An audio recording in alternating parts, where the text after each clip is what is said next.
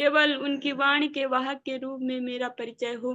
तत्पश्चात परम गुरुदेव श्री श्रीमद भक्ति दयाल माधव गोस्वामी महाराज और जगत गुरु भक्ति सिद्धांत सरस्वती ठाकुर प्रभुपाद समस्त गुरु परंपरा जय युक्त हो, हम पे कृपा वर्षण करे, ताकि हमारी हरिनाम और हरि गुरु वैष्णव सेवा में रतिमती हो सके।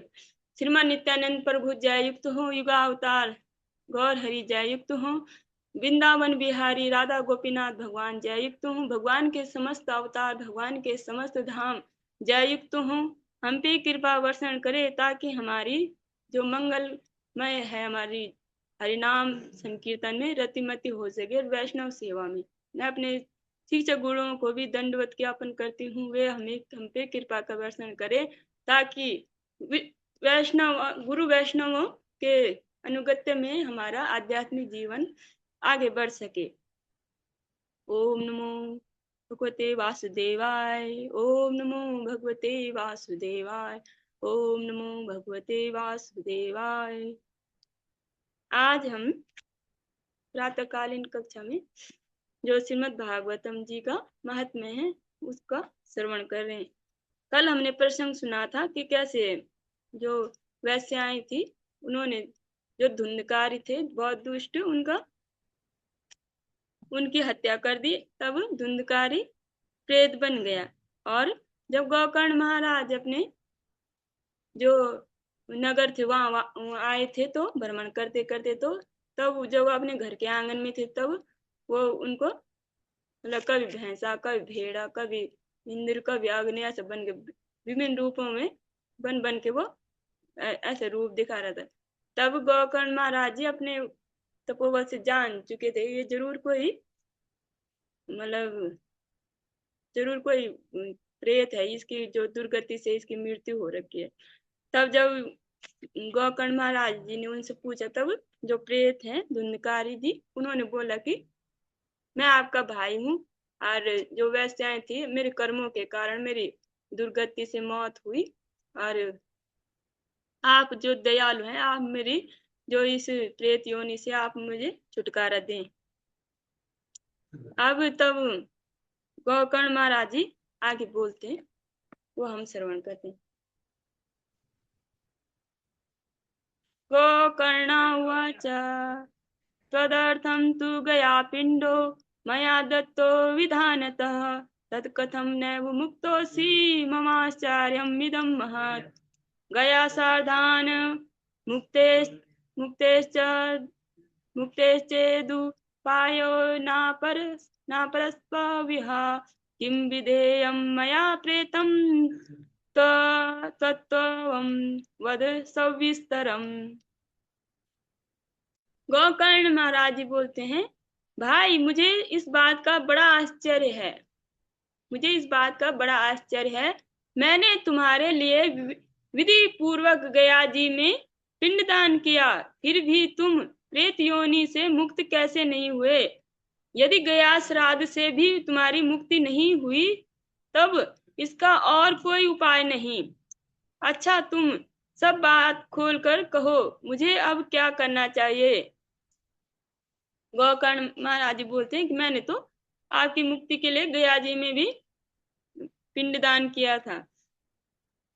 प्रेतवाच गया शारदा सते नापि मुक्तिर्मे न भविष्यति उपायं परं किश्चित् त्वं विचारत समाप्रतम् इति तद्वाक्य मार्कण्या गोकर्णो विस्मयं गता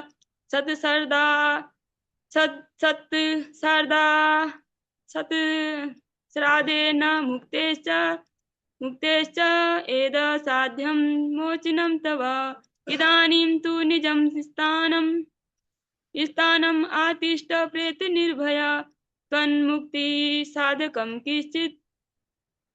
किश्चित् आचरिष्यति विचार्य च धुंधकारी निज स्थानं तेनादिष्टस्ततो गता गोकर्णस्य चिन्तया मासा तां रात्रिर्न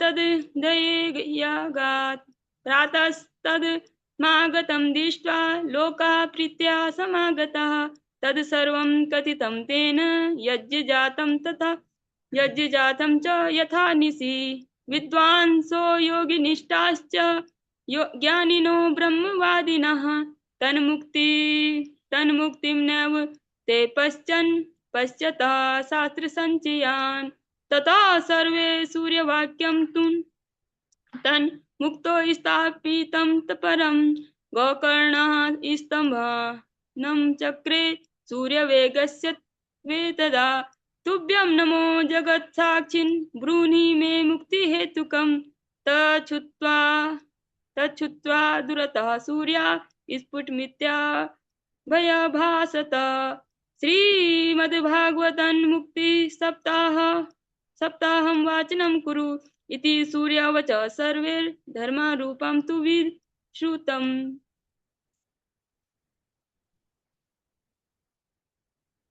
प्रेत ने कहा, मेरी मुक्ति सैकड़ों गया श्राद्ध करने से भी नहीं हो सकती।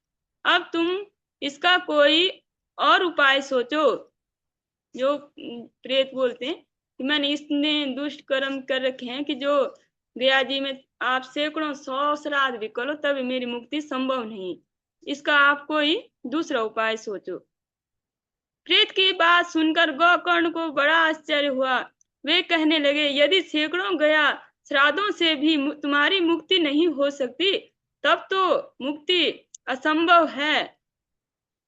अच्छा, अभी तो तुम निर्भय होकर अपने स्थान पर हो। मैं विचार करके तुम्हारी मुक्ति के लिए दूसरा उपाय करता हूँ।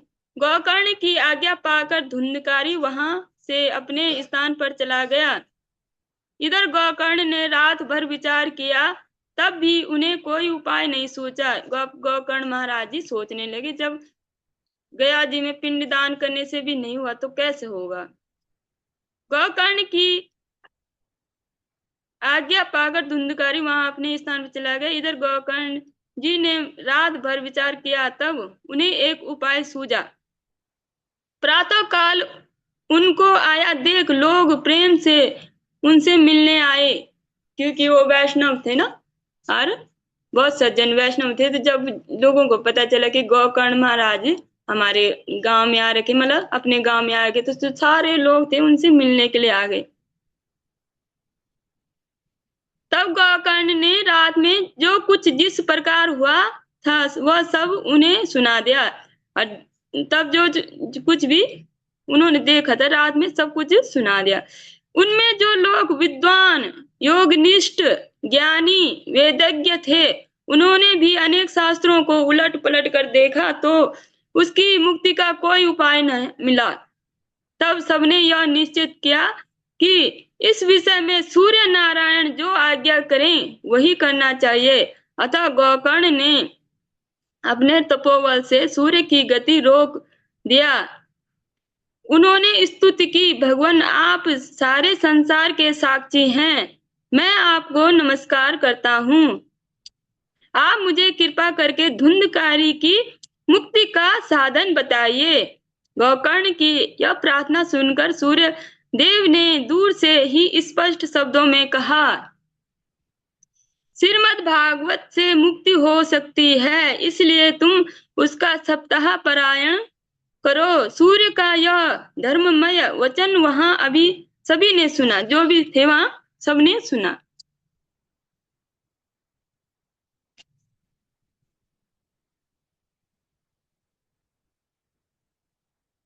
सर्वे अब्रुवन् प्रयत्नेन कर्तव्यं सुकरं त्वविदं गोकर्णो निश्चितं कृत्वा वचनार्थं प्रवर्तितः तत्र सर्वणार्थाय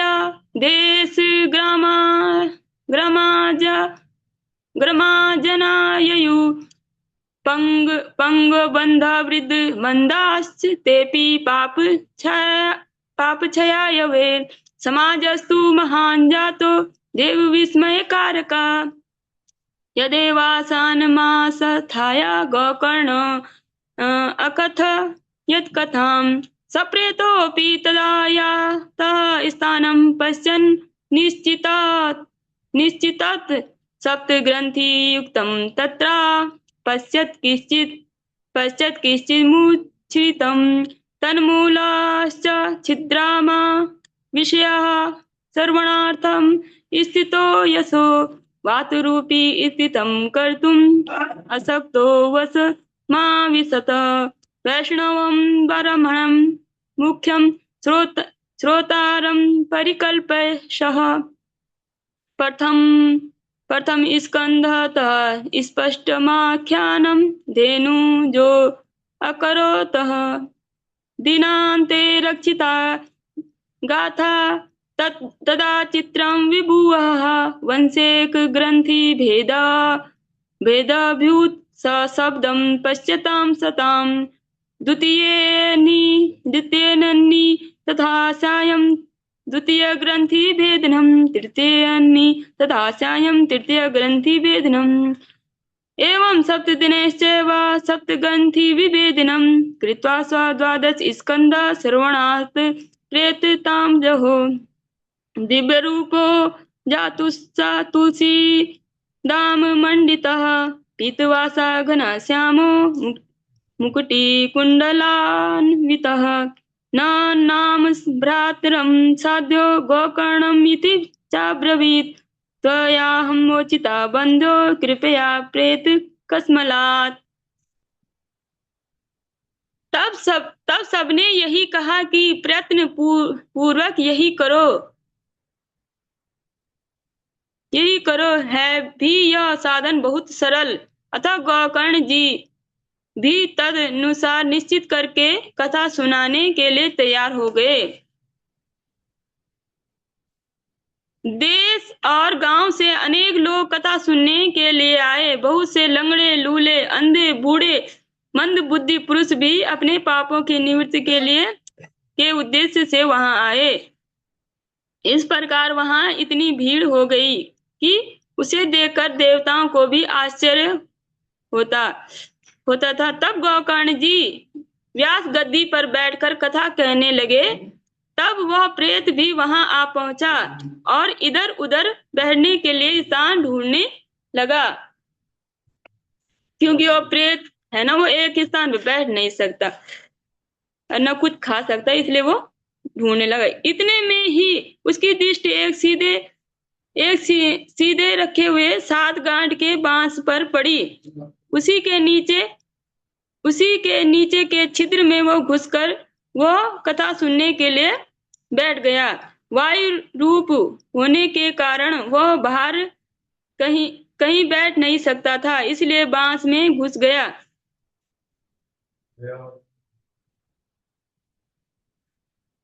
गोकर्ण जी ने एक वैष्णव ब्राह्मण को मुख्य श्रोता बनाया और प्रथम स्कंद से स्पष्ट स्वर में कथा सुनानी आरंभ कर दी।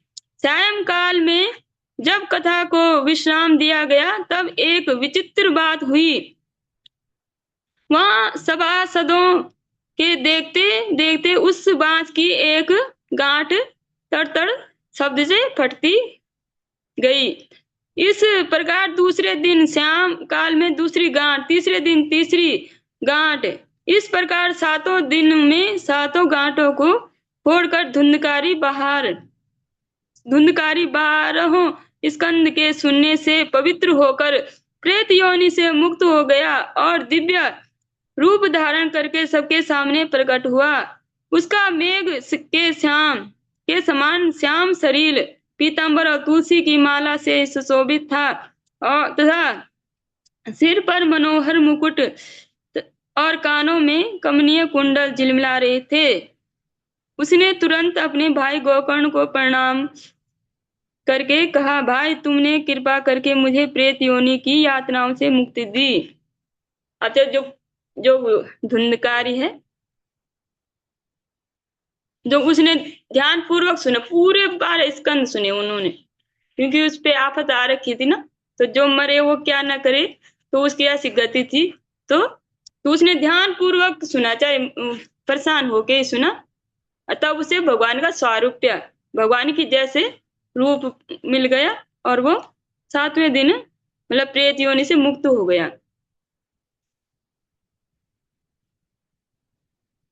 तो श्रवण जरूरी है, वो भी ध्यान पूर्वक। इसमें श्रवण का महत्व है, कथा में श्रवण का महत्व है। जो जितनी तल्लीनता से सुनेगा उसका जीवन उतनी जल्दी बदलेगा।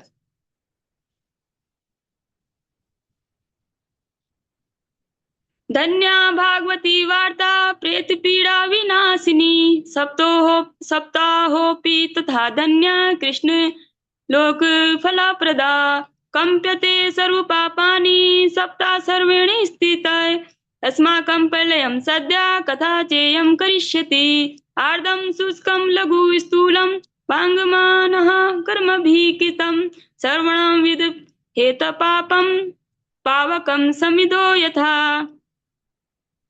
अस्मिन् वे भारते वर्षे शूरवीर देव संसदि, अकथा श्राविणां पुंसा निष्फलं जन्म कीर्तितं, किं महतो रक्षितेन सुपुष्टेन बलीयसा, अध्रुवेण शरीरेण सुखशास्त्र कथां विना, अस्ति स्तम्भ स्नायु बन्धं मांस शोणितालेपितं, चर्मावन्नध्यं दुर्गन्धं पात्रं मूत्र पुरुषयो, जराशोक विपाकार्तं रोगमन्दिरमातुरं, दुष्पूरं दुर्धरं दुष्टं सदोषं क्षणभङ्गुरम्,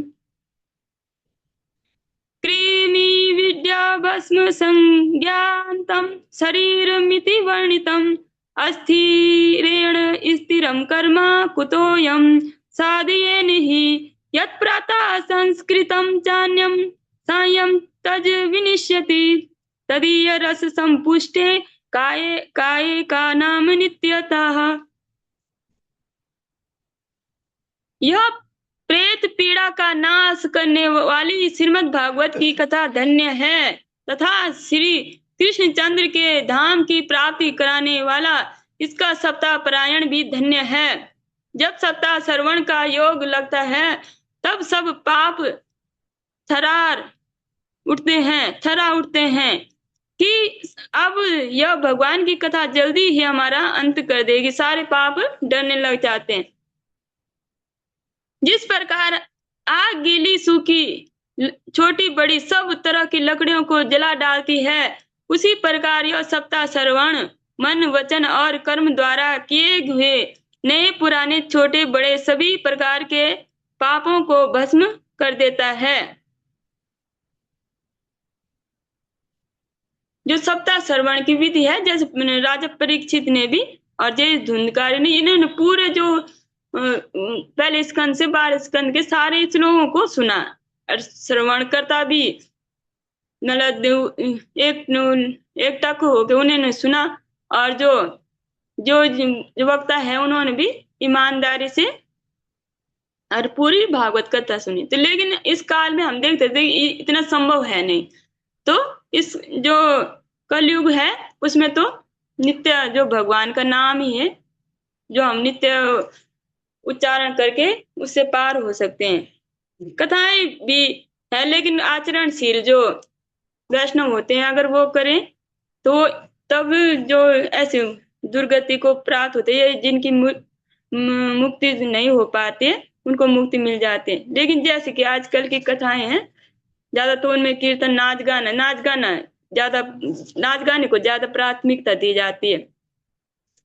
तो इससे तो जैसे धुंध कार्य को मिली तो वैसे मिलना असंभव है। तो इस काल में तो ये है कि जो नित्य जो हरे नाम है वो केवलम, तो जो हम जब अपने जीते जी जो हरि नाम का जो आश्रय लेके भगवत चरणों की प्राप्ति के काबिल बन सकते किसी जन्म में। जो हमारी स्वीकृति हमने परसों भी जो क्लास में समकालीन कक्षा में सुना था कि स्वीकृतियां जमा करे बहुत ज्यादा। गुरुदेव भी अपनी कथा में बोल रहे थे, इतनी ज्यादा स्वीकृतियां जमा करो ताकि दूसरे जन्म मिलते ही भगवान के चरणों की प्राप्ति हो जाए।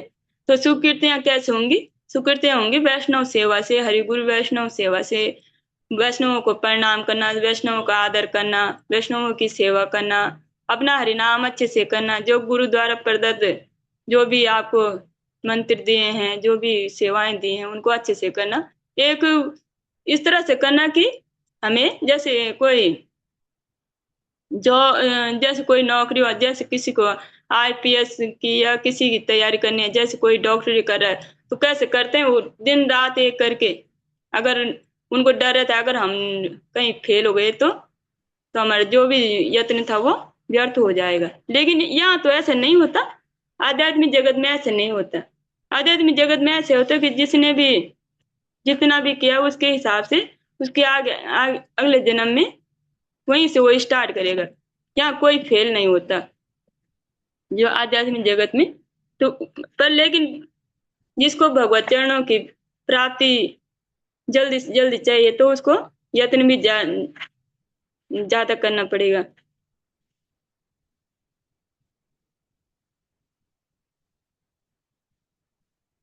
विद्वानों ने देवताओं की सभा में कहा है कि जो लोग इस भारतवर्ष में श्रीमद् भागवत की कथा नहीं सुनते उनका जन्म वृथा ही है।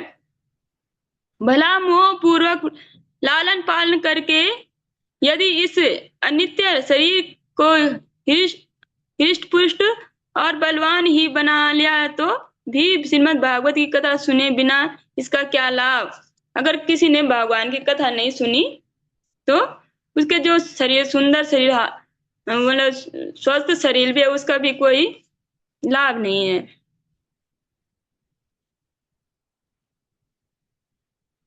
अस्थियां ही इस तरफ शरीर की जो संरचना है उसका विस्तार से बता रहे हैं। अस्थियां ही शरीर के आधार स्तंभ है। नस नाड़ी रूप रस्सियां इसे बांधा हुआ है। रस नाड़ी रूपी रस्सियों से इसको बांध रखा है इस शरीर को। ऊपर से इस पर मांस और रक्त थोप कर इसे चर्म से मर दिया गया है और मांस और रक्त को और चमड़े से इसे मर दिया गया है। इसके प्रत्येक अंग से दुर्गंध आती है क्योंकि यह तो मलमूत्र का भांड है। जब हम ऋषभ देव जी का जब उसमें भागवत जी में आ रखा था चरित्र का, उनकी कथा आई थी तो वो भी बोलती है शरीर क्या है, ये तो घृणा करने के लायक है। लेकिन हम यहाँ पे ऐसे नहीं कि क्योंकि ये शरीर भी बहुत उपयोगी है हमारे लिए, क्योंकि इस शरीर से ही हम भजन साधन करके भगवान के चरणों की सेवा प्राप्त कर सकते। भगवान के जो जनों का दासानुदास अनुगत्य करके और तब अपने चित्त को निर्मल करके इसी शरीर से ही हम भगवान की प्राप्ति कर सकते हैं। तो ये उन लोगों के लिए बोला जा रहा है कि जो सिर्फ शरीर के बारे में सोचते हैं, बस इसे खाना है और मतलब इसे अच्छे से मतलब इसका ध्यान रखा जाए, इसे सजाया जाए, इसका मतलब इसका ख्याल रखा जाए, बस शरीर ही सब कुछ है और पेट ही सब कुछ है। ये उन लोगों के लिए बोला जा रहा है। लेकिन दूसरे वो लोग भी हैं जो इसी शरीर से इसी कबाड़ रूप है, जैसे हमने श्रीमद् भागवत जी में भी 12 स्कंद में भगवान बोल रहे हैं कि जो जो मेरी भक्ति है ना, इससे मतलब किसी को भी कोई भी वो नहीं है, हानि नहीं है।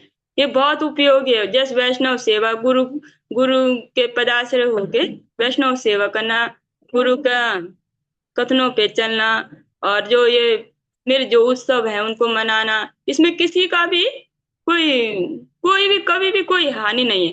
कोई बता के दिखाए कि हाँ बे जब हम भजन करेंगे या भगवान के वो करेंगे कि तो हमारी ये हानि हुई या हो सकती है, कभी भी नहीं हो सकती है।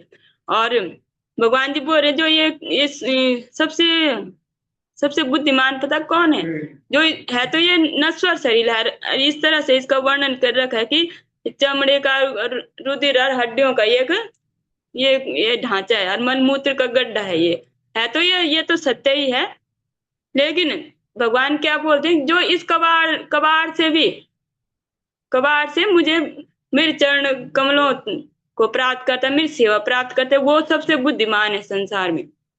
जो इस नश्वर शरीर से ऐसे जिससे सारे तरह से गंदगी निकलती है और मलमूत्र का भांड है, इससे अगर कोई इसी इसी शरीर से कोई अगर मेरी निरंतर मेरी भक्ति करके, मेरी प्रेमा भक्ति करके और मेरे नामों का उच्चारण करके इसी शरीर से अगर मुझे प्राप्त कर देता इस कबाड़ से, तो तो वो सबसे बुद्धिमान है। हमने जब ये बहुत ही एग्जाम्पल भी सुना था कि जैसे कोई जो कबाड़ का बिजनेस करता है, तो तो उसे तो कुछ ज्यादा एफर्ट करना भी नहीं पड़ता, लोग ऐसे ही फेंक भी देते, लेकिन उससे भी वो बड़ा बड़ा बिजनेस कर लेता है, काफी करोड़ों पैसे कमा देता है।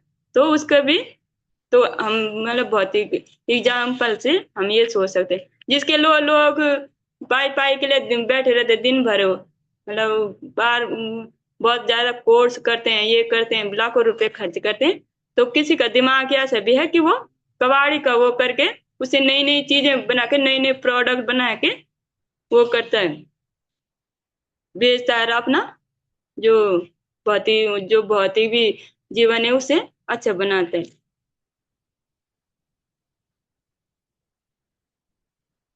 वृद्धावस्था का वृद्धावस्था और शोक के कारण यह परिणाम में दुखमय ही है। रोगों का तो यह घर है। यह निरंतर किसी न किसी कामना से पीड़ित रहता है, कभी इसकी तृप्ति नहीं होती। इसे धारण किए रहना भी एक भारी है। इसके रोम रोम में दोष भरे हुए हैं और नष्ट होने में इसे एक क्षण भी नहीं लगता। अंत में यदि इसे गाड़ दिया जाए तो इसके कीड़े बन जाते हैं। कोई पशु खा लेता है तो यह विष्ठा हो जाती है और अग्नि में जला दिया जाता है तो ये भस्म हो जाता है। यह ये तीन ही इसकी गतियां हैं, या तो इसे कीड़े खाएंगे या तो ये बस राख बन जाएगा। ऐसे अस्थिर शरीर से मनुष्य अविनाशी फल देने वाला काम क्यों नहीं बना लेता। अब बोल रहे कि इस शरीर से अगर जो मनुष्य है, जो अविनाशी काम, अविनाशी मतलब जो कभी नष्ट नहीं हो सकता, जिस भगवान की भक्ति है, जब भगवान के चरण कमलों के जिनको भगवान के चरण कमलों में जिनको स्थान मिलता है तो अविनाश हो जाते, वहां जरा जरा नहीं, व्याधि नहीं, कोई कुंठा नहीं। भगवान का जो वैकुंठ धाम है, जो भगवान का गोलोक धाम है, जो उसकी प्राप्ति कर लेते हैं, तो बोले कि इंसान ऐसे क्यों नहीं कर सकता, क्यों वो इन मतलब जिस शरीर को कीड़ों के खाने के लिए योग्य बना रहा है, कीड़ों को और मतलब राख होने के लिए क्यों योग्य बना रहा है, या क्यों उस अविनाशी रूप को क्यों प्राप्त नहीं कर पा रहा है।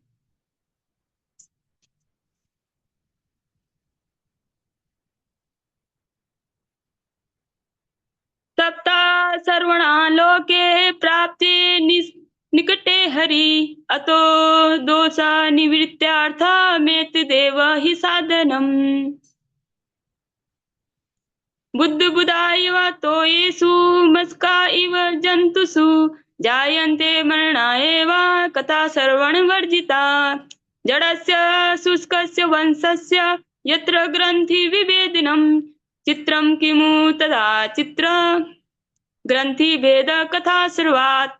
विद्यते हृदि ग्रंथि छिन्दन्ते सर्व संशया क्षीयन्ते चास्य कर्माणि सप्ता सर्वण कृते।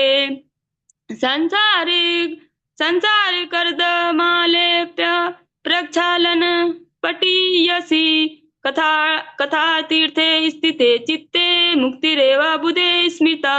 एव विब्रूतिते एव विब्रूतिवे तस्मिन् विमानमागत तदा विमान आगत तदा वैकुंठवासी भीरियुक्तं प्रफुर पर्फुर दीप्ति मंडलम सर्वेषां पश्यतां भेजे विमानं धुंधलीसुतः। विमाने वैष्णवान् वीक्षा गोकर्ण वाक्यम् अब्रवीत्। इस लोक में सप्ताह श्रवण करने से भगवान की शीघ्र ही प्राप्ति हो सकती है। अतः सब प्रकार के दोषों की निवृत्ति के लिए एकमात्र यही साधन है। जो लोग भगवान की कथा से वंचित हैं वे तो जल में बुदे और जीवों में मच्छरों के समान हैं, केवल मरने के लिए पैदा हो रखे हैं।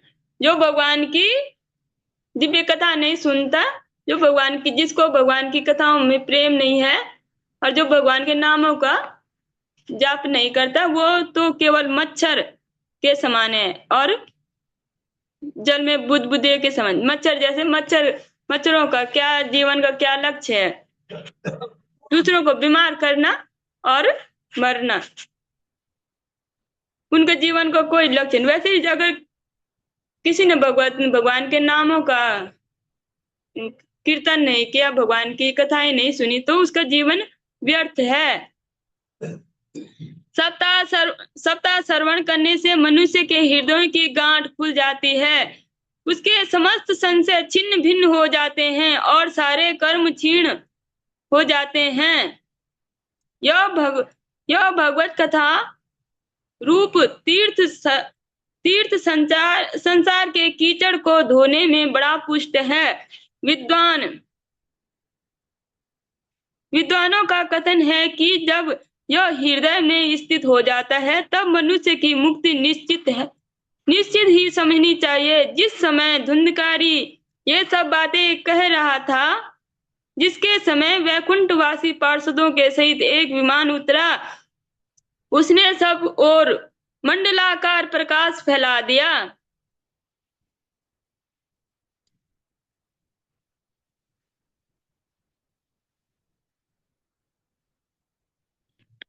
ये सब वचन क्या कौन बोल रहा है? धुंधकारी। उसका चित्त भगवान की कथा सुनकर निर्मल हो गया है और वो विद्वानों जैसे बातें कर रहा है। कि पहले तो वो इतना दुष्ट था, ना कभी उसने आध्यात्मिक शिक्षा ली, ना कभी उसने कुछ ब्राह्मणोचित कोई कार्य किया, ना उसने किसी भक्त का संग किया। लेकिन भगवान की दिव्य कथा सुनी, पूरा स्कंद सुना, 12 स्कंद सुने, ध्यान पूर्वक सुना, एक जगह बैठ गए और बिना खाए पिए, क्योंकि वो कुछ खा पी सकता था नहीं, और तब उसे ये ज्ञान हो गया और अपने जो मनुष्य का शरीर है उसकी भी गति पता हो गई कि क्या क्या इसका गति होगी अगर भगवान की जो दिव्य कथाओं में कथाएं नहीं सुनी, भगवान का नाम जो कीर्तन नहीं किया, तो उसकी क्या दशा हो। तो जब वो ये सब बोल ही रहा था तब एक मंडलाकार एक विमान उतरा, उसने सब और मंडलाकार प्रकाश फैला दिया। जब वो विमान उतरा तो प्रकाश फैल गया, दिव्य प्रकाश। सब लोगों के सामने ही धुंधकारी उस विमान पर चढ़ गया। तब उस विमान पर आए हुए पार्षदों को देखकर उससे गोकर्ण ने ये बात कही। अब गोकर्ण महाराज जी उन पार्षदों से बोल रहे हैं। गोकर्ण उवाच अत्रैव बहवः सन्ति श्रोतारो मम निर्मलः अतीतानि विमानानि न तेषां युगपत् कुतः श्रवणं संभागेन सर्वेषामिह दृश्येत् फलभेदः कुतो जाता प्रभुवन्तु हरिप्रिया। गोकर्ण महाराज जी क्या पूछ रहे? भगवान के प्रिय पार्षदों, यहाँ हमारे अनेक शुद्ध हृदय श्रोतागण हैं। उन सब के लिए आप लोग एक साथ बहुत विमान क्यों नहीं लाए? हम देखते हैं कि यहाँ सभी ने समान रूप से कथा सुनी, फिर फल में इस प्रकार का भेद क्यों? आप गोकर्ण महाराज जी बोले तो सब आ रखे थे, लूले लंगड़े सब, ताकि हम भी भगवान की कथा सुने और भाई हमें भी इस शरीर से, क्योंकि जब यह शरीर रहता है, पूर्व जो हमारे कुछ कर्म रहते हैं उनके द्वारा ही ये शरीर ऐसा मिला रहता है। तो उनका ये था कि हम भी सुनेंगे और हम भी भगवान के धाम जाएंगे। अब गोकर्ण महाराज बोले सबके लिए आप विमान क्यों नहीं लाए? हरिदासा ऊचुहु श्रवणस्य विभेदेन फलभेदोऽत्र संसिता श्रवणं तु कृतं सर्वेन न तथा मननं कृतं फलभेदस्ततो जातो भजनान्दपि मानदः। भगवान के सेवकों ने कहा, हे मानद, इस फल भेद का कारण इनके श्रवण का भेद है। यह ठीक है कि श्रवण तो सबने समान रूप से किया, किंतु इसके जैसा मनन नहीं किया। इसी से एक साथ भजन करने पर भी उसके फल में भेद रहता है। तो यहाँ पे श्रवण श्रवण और मनन का बहुत इम्पोर्टेंट बात करे कि जो हमारा श्रवण है और मनन है, तो गुरुदेव भी बहुत बार एग्जाम्पल देते हैं कि जो एक जो मूर्तिकार ने मूर्ति बनाई, किसी का मूल्य था 5,000, किसी का था 25,000, किसी 50, किसी का लाख, ऐसे मतलब करोड़ भी था किसी का ऐसे। तो उनमें भी ये ऐसे बोल देते कि जो वो थे श्रवण का ही उसमें कथा सुनाते हैं गुरुदेव। तो जो एक पहले चार चार का उन्होंने एग्जाम्पल दिया था कि एक का मूल्य है 5,000, दूसरे का 50, तीसरे का 1 लाख, चौथे का करोड़ भी था। तो जो तब बाद में जो लेने जाता है वो बोलता है कि ऐसे भेद क्यों, ये तो एक जैसे ही दिख रहे कि ये इनके मूल्य में इतना भेद क्यों। तब जो मूर्तिकार बोलता है वो बोलता है, तो जो पहले वाला रहता है तो उसके कान में वो घुसाते हैं तो अंदर जाता है, दूसरी तरफ से बाहर आ जाते हैं। दूसरे का जिसका जो 50,000 था ये, तो उसमें बोलते हैं कि जो अंदर तो जाता है, पहले वाले का तो घुसता नहीं है, दूसरे वाले का तो घुसता है लेकिन बाहर आ जाता है, तीसरे वाले का घुसता है पर बाहर ही नहीं आता है ना। हाँ, तो ऐसे बोलते हैं। तो बोलते तो जो मनन करते हैं ना, तो इसमें मनन का भी वो है, तो इसलिए उनकी जो तीसरे वाले की जो जो तीसरे वाला है उसका घुसाते हैं बाहर आ जाता है, लेकिन जो चौथा वाला है उसका घुसता है बाहर नहीं आता है। तो मतलब मनन जो जैसे होते पहले, जो पहले कैटेगरी होती है उनके तो कुछ बोला हरि का तो घुसती नहीं है, दूसरी तो को घुसते है तो वो बाहर आ जाता है। मतलब एक कान सुना दूसरे से बाहर, तीसरे से मुंह से आया, क्योंकि कोई कोई होते ना सुनते हैं बड़ बड़ बड़ बोल देते हैं, हाँ भाई कि हम भी कथावाचक हो गए, कि मतलब जो हमने सुना बस एज इट इज वैसे बोल दिया, बस हम हो गए, हम भी वैसे तो बोल रहे हैं जैसे वो दूसरे बोल, बस उनमें हमें कोई फर्क नहीं। वो तीसरी कैटेगरी है। चौथी कैटेगरी होती है सुनते हैं मनन करते हैं, उसकी उनकी उनकी उसकी कीमत है 1 करोड़ रुपए। तो इसमें श्रवण का महत्व है, मनन का मेन है, जो हमने सुना उसे हम मनन कर भी रहे हैं कि नहीं कर रहे हैं।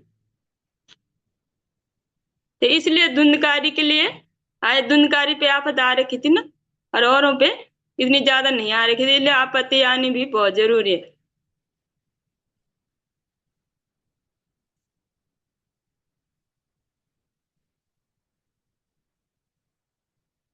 सप्तिरातामुपोष्येव प्रेतेन श्रवणं कितं, मननादि तथा तेन स्थिरचित्ते कृतं विषम्। अदृढं च हितं ज्ञानं प्रमादेन हितं श्रुतम्।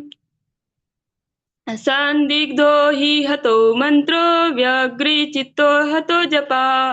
अवैष्णवो हतो देशो हतं सार्धम् अपात्रकम्। हतवे हतमोषये दाना मनाचारं हतं हतं कुलम्। विश्वासो गुरुवाक्येषु स्वस्मिन्दीन तो भावना मनोदोषाजयश्चैव कथा यां निश्चला मति।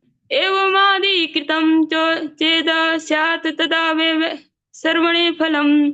पुनः सर्वान्ते सर्वेषां वैकुण्ठ वसी वसति ध्रुवम्। गोकर्ण तव गोविन्द लोका गोलोकं दास्यति स्वयम्। तमुक्तो वायुयु सर्वे वैकुण्ठं हरिकीर्तनम्। श्रावणे मासि गोकर्ण कथामुचे तथा पुनः। सप्तरात्रवतीं भूय श्रवणं ते कृतं पुनः। इस प्रेत ने 7 दिनों तक निराहार रहकर श्रवण किया था तथा सुने हुए विषय का स्थिर चित्त से यह खूब मनन मनन निधिध्यासन भी करता था। जो लोग ज्ञान दृढ़ नहीं होता जो ज्ञान दृढ़ नहीं होता वो व्यर्थ हो जाता है। इसी प्रकार ध्यान न देने से श्रवण का संदेह से मंत्र का और चित्त के इधर उधर भटकते रहने का जप का भी कोई फल नहीं। जिनका चित्त इधर उधर भटकता रहता है उसके जो जप करते हैं उसका भी ज्यादा कोई फल नहीं। वैष्णवहीन देश अपात्र को कराया हुआ श्राद्ध का भोजन, अश्रोत्रिय को दिया हुआ दान, आचरणहीन कुल, इन सब का नाश हो जाता है।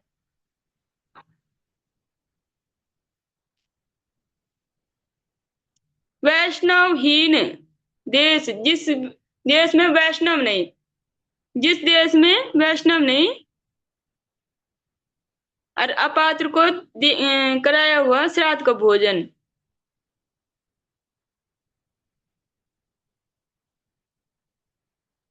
आश्रयोत्रिय को दिया हुआ दान, आचारहीन कुल, इन सब का नाश हो जाता है। गुरु वचनों में विश्वास, दीनता का भाव, मन के दोषों पर विजय और कथा में चित्त की एकाग्रता इत्यादि नियमों का यदि पालन किया जाए तो श्रवण का यथार्थ फल मिलता है। गुरु वचनों पर विश्वास, गुरु वचनों पर विश्वास, गुरु में श्रद्धा, यथा देवी तथा गुरु, यस्य देवी परा भक्ति यथा देवी तथा गुरु, कथयस्ते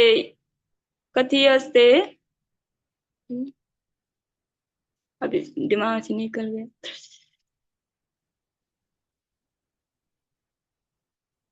तस्य ते कथिता यर्था प्रकाशन्ते महात्मना, जिनकी भगवान में श्रद्धा है और उतनी गुरु में भी है। भगवान में अगर श्रद्धा उतनी हो नहीं पा रही है और गुरु में ज्यादा है तब भी भगवान प्रसन्न होते हैं। गुरु वचनों में विश्वास वाला, दीनता का भाव, जो वैष्णवों का महान गुण है दीनता। तीर्णादपि सुनिचेन,